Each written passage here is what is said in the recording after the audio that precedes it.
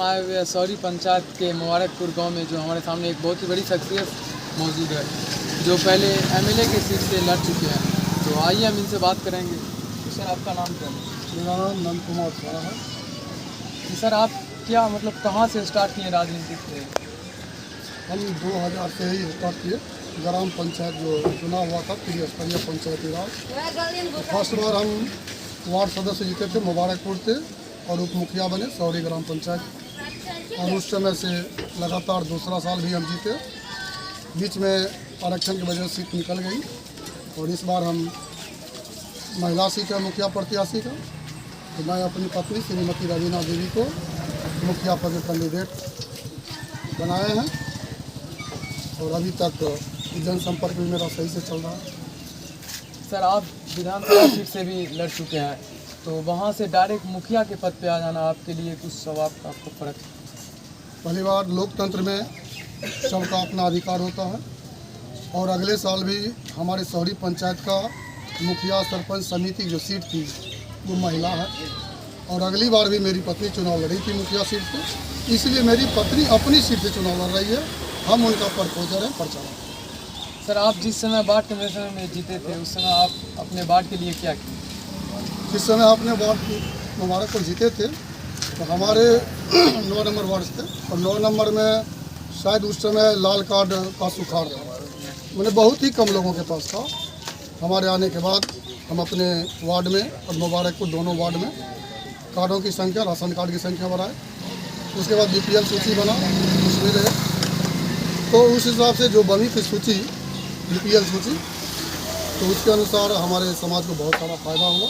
इंदिरा आवास हो, उस समय इंदिरा आवास थी, अभी पीएम आवास योजना है, तो अभी तक तो उसी समय का लाभ हमारी जनता को मिल रहा है। सर, अगर मान लीजिए आपकी फैमिली अगर जीत जाती है तो उसके बाद एजुकेशन पॉलिसी पर आपका क्या है? देखिए, जो भारत देश के संविधान निर्माता हैं उन्होंने ही कहा शिक्षित बनो, संगठित हो और संगठित हो। तो किसी भी देश हो या पंचायत हो, उसकी विकास का जो आकलन होता है कि उस क्षेत्र में कितने परसेंट लोग शिक्षित हैं। साक्षर तो बहुत हैं, शिक्षित कितने परसेंट हैं, तो शिक्षित लोग ही समाज और देश का दिशा और दशा तय करने में सक्षम है। इसलिए मेरा पहला फोकस यही रहेगा, सारे लोग शिक्षित हो जाएं। समस्याएँ तो आती है, लेकिन फिर भी शिक्षित होना चाहिए।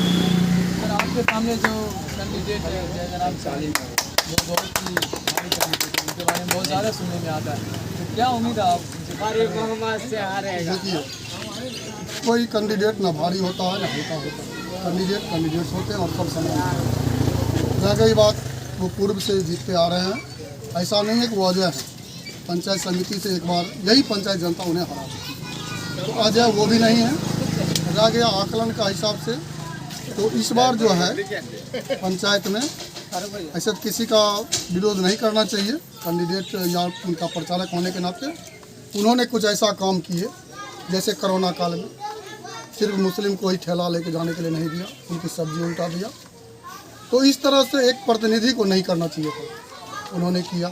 उसके बाद बहुत सारी जो योजनाएं हैं अधूरा पड़ा हुआ, कुछ पीसीसी रोड बना वो फट चुका है, और हमारी जनता उनसे कोई सवाल नहीं करती, चाहे भय से करे चाहे जैसे करे, उनका जो मर्जी होता है वही होता है। वो हर जगह विचार लड़के रखे हुए हैं और उनका हो चल रहा है। लेकिन जब शिक्षा बढ़ी तो जनता में कुछ सोच बदला, और अभी परिवर्तन की लहर चल रही है।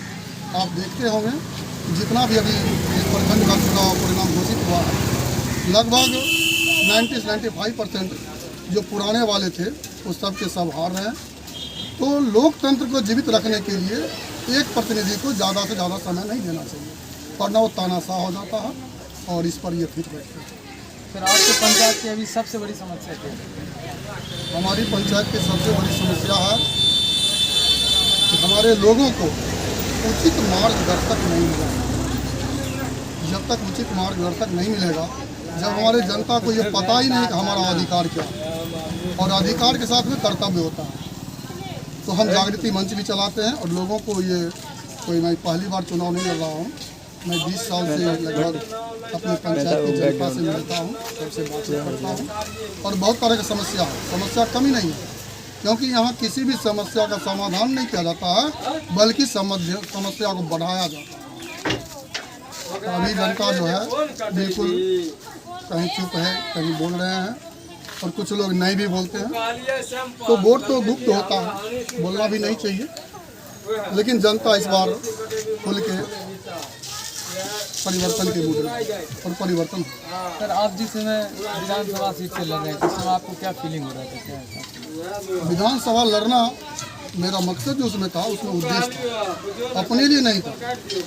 क्योंकि आज तक जितने भी एमएलए एमपी का चुनाव हुआ, सारे लोग मैदान में जाते हैं तो अपनी अपनी घोषणा मौखिक देते हैं, और पार्टी जो है तो टीवी पर दिखा देता है, और जनता के हाथ में अभी तक घोषणा पत्र नहीं है।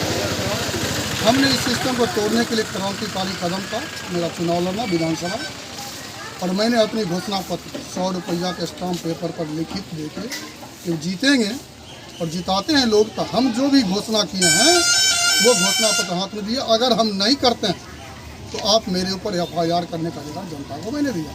और अगर जनता को यही जाग जाती है, मैंने कहा हमें वोट देने या ना दें वोट कर सकता, लेकिन जो जिस कैंडिडेट को आप दे रहे हैं कम से कम उससे उसकी घोषणा पत्र अवश्य दें, ताकि अगर वो जीतने के बाद मुकरता आप FIR कर सकते।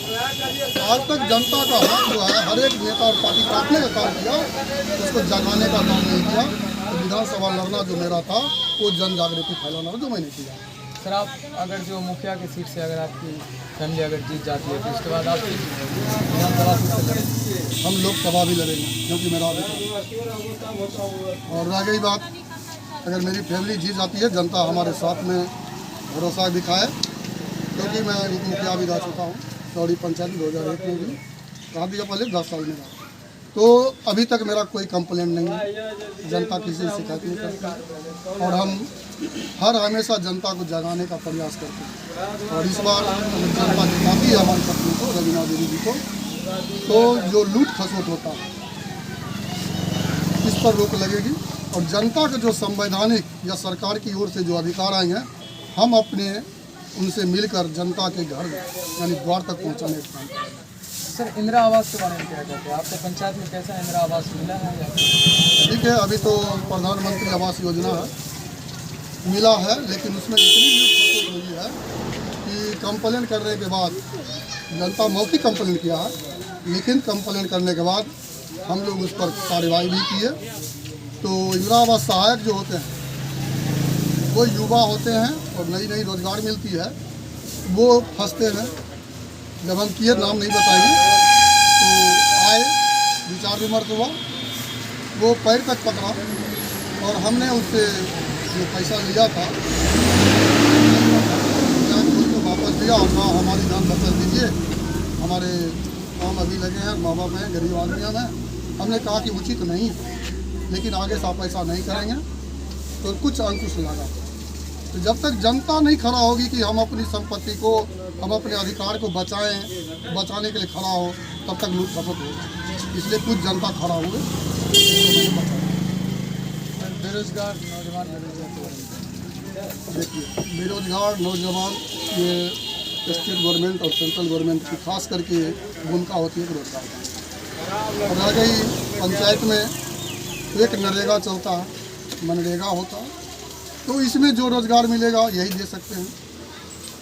ये हाई लेवल के रोज़गार खत्म करना सरकार की जिम्मेवारी है। पंचायत स्तर से जो आएगा 100 दिन जो होता है उस पर हम उसको बांट के मल्टीप्लाई करके हम युवाओं को रोज़गार देंगे। तो क्या उम्मीद है आपकी जनता आपको चलेगी? देखिए, उम्मीद पर पूरी दुनिया कायम है, तो हम ना उम्मीद क्यों हैं, मुझे आशा। आप हमारे चैनल के द्वारा कुछ बोलना चाहेंगे?